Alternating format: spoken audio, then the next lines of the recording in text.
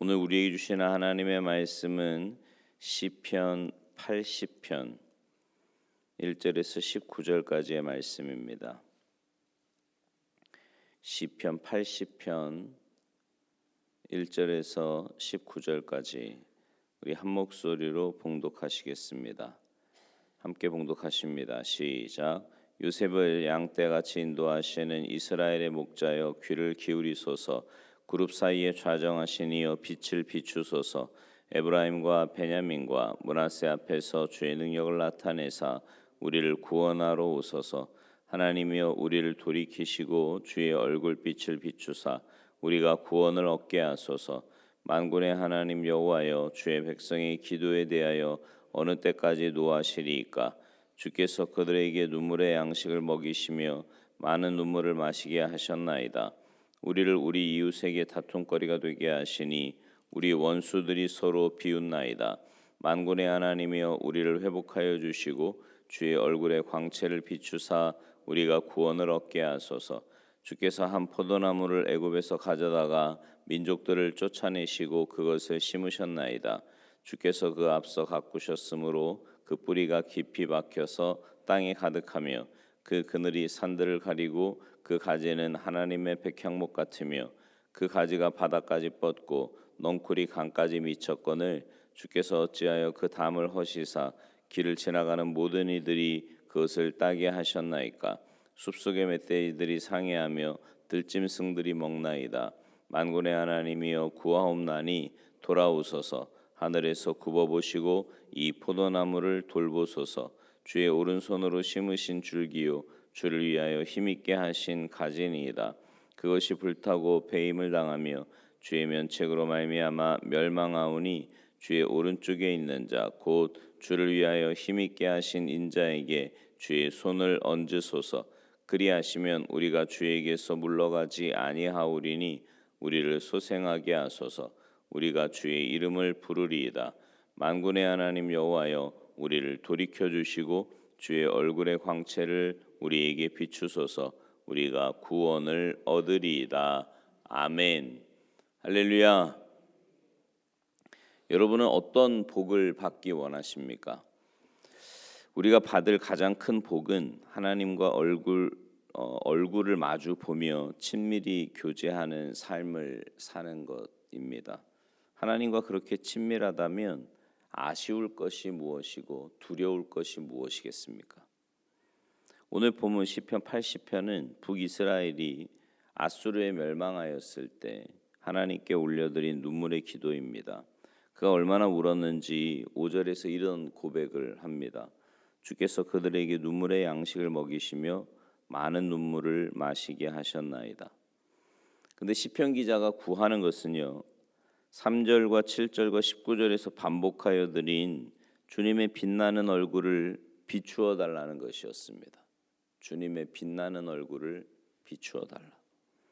주님의 빛나는 얼굴을 비추어 달라는 것은 하나님과 얼굴을 마주 보듯이 친밀하게 교제하게 해 달라는 겁니다. 시편 기자가요, 가족도 집도 땅도 성도 나라도 다 잃어버리고 나니 정말 잃어버린 게 뭔지 비로소 깨달아진 거예요. 그러니까요, 신앙생활하면서 다 잃어버리고 난 다음에 깨닫는 것보다, 그죠? 평소에 은혜 가운데 있을 때, 아무 일 없을 때 깨닫는 게 복 아니겠습니까? 근데 이 시편 기자가 그때 비로소 깨달은 게 뭐냐면, 내가 진짜 잃어버린 게 하나님이구나라는 걸 알게 되는 거죠. 정확하게 말하면 하나님의 얼굴을 잃어버린 겁니다. 북이스라엘은 오랫동안 하나님의 말씀을 어기고요, 선지자를 죽이고 우상 숭배에 빠져 살았습니다. 그것은 하나님의 얼굴을 잃어버리는 거예요. 그래서 그는 무엇보다도 주님의 빛나는 얼굴을 비추어 달라고 구했던 거지요. 그 속에 모든 회복이 다 있기 때문입니다. 민수기 6장에 보면 하나님께서 제사장들에게 백성들을 위해 복을 빌 때 반드시 빌어 주어야 할 복이 무엇인가를 말씀하셨는데, 거기 25, 26절에 보면 이런 말씀을 합니다. 여호와는 그의 얼굴을 내게 비추사 은혜 베푸시기를 원하며 여호와는 그 얼굴을 내게로 향하여 드사 평강 주시기를 원하노라 할지니라 하라. 하나님께서 우리에게 주신 모든 복은 한마디로 주님의 얼굴을 비추어 주시는 거예요. 솔로몬이 성전을 완공하고 1,000번제를 드렸을 때 하나님께서 응답하신 말씀에도 같은 내용이 나옵니다. 역대하 7장 14절인데요. 내 이름으로 일컫는 내 백성이 그들의 악한 길에서 떠나 스스로 낮추고 기도하며 내 얼굴을 찾으면 내가 하늘에서 듣고 그들의 죄를 사하고 그들의 땅을 고칠지라. 이스라엘 백성들이 죄를 지어 징계를 당했을 때 반드시 구해야 할 것은 하나님의 얼굴이라는 겁니다. 그러면 다 회복해 주시겠다고 약속하셨습니다. 여러분, 우리도 이 말씀을 명심해야 돼요. 주님의 빛난 얼굴을 보면서 우리가 신앙생활하고 있는가?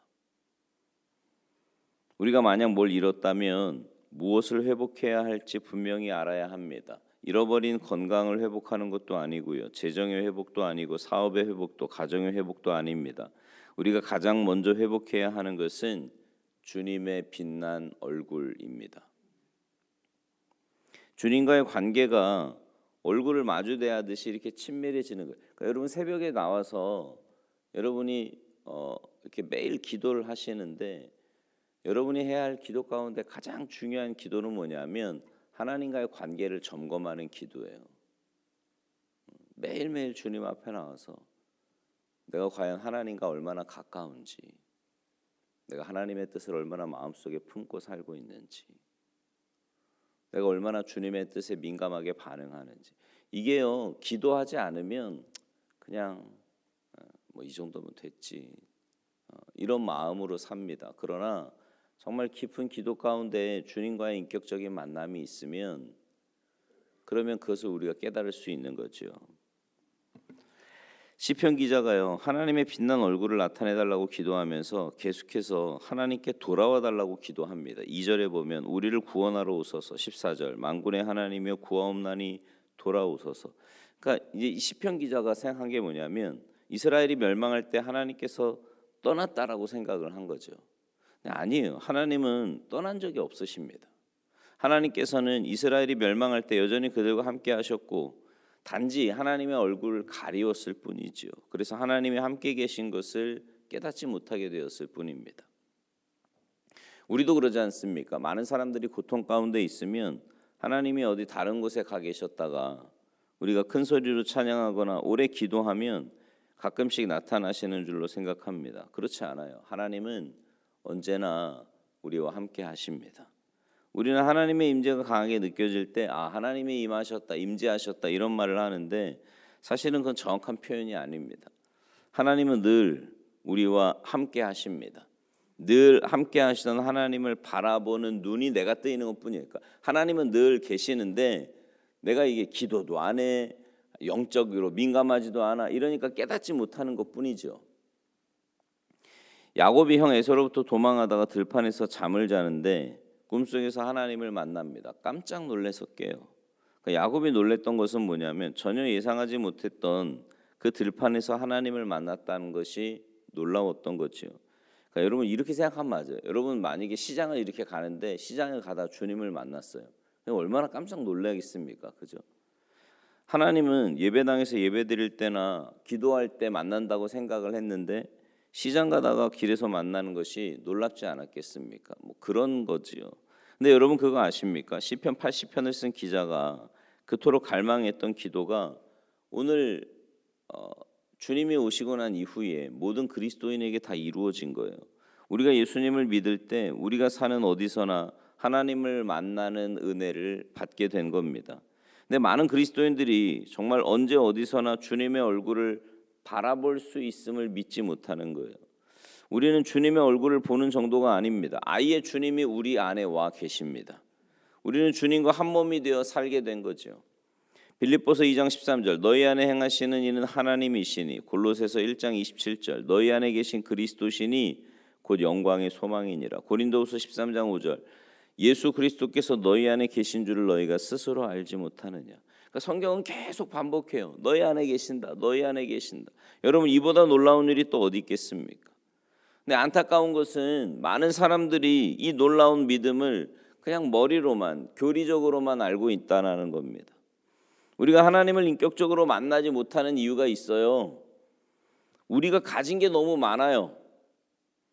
예전에 아무것도 없을 때는 정말 사모함으로 하나님의 임재를 구하고 하나님과의 만남을 막 구했는데 이제는요 너무 많습니다. 가진 게 돈도 많고 집도 있고 가족도 재산도 직장도 그러니까 의지할 게 많은 거죠. 뭐 하나님 도와주시면 땡큐고 아니어도 살만하니까 별로 갈망이 없어요. 기도도 안 합니다. 그냥 내가 생각하는 만큼만 하는 거지요. 주님을 갈망하지 않는 겁니다. 여러분 돌아갈 곳이 없는 심정으로 주님을 바라보시기 바랍니다. 그런 사모함으로 주님을 이렇게 구해 보시라고요. 주님의 음성이 임합니다. 주님의 그 나와 함께 하심이 깨달아진다니까요.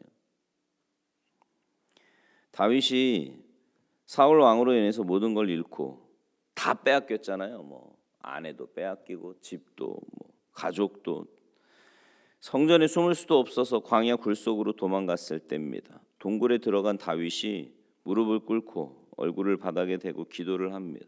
너무 막막하지요. 근데 그 기도하는 중에 갑자기 하나님을 보게 돼요. 시편 139편 1절 여호와여 주께서 나를 살펴보셨으므로 나를 아시나이다. 여러분 주님은 이미 우리 마음 안에 임하셨습니다. 이제 우리도 그 주님을 바라보며 살아야 합니다.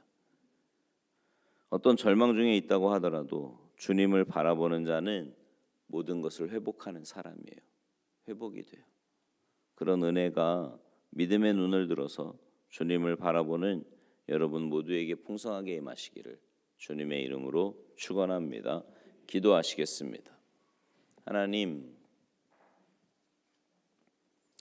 하나님은 우리와 사랑의 교제를 나누고 싶으셔서 우리를 창조하셨고 또 지금도 우리 안에서 계속 우리를 부르고 계시는데 하나님 우리는 주님 앞에 나와 기도하기가 왜 이렇게 어렵고 힘든지 모르겠습니다.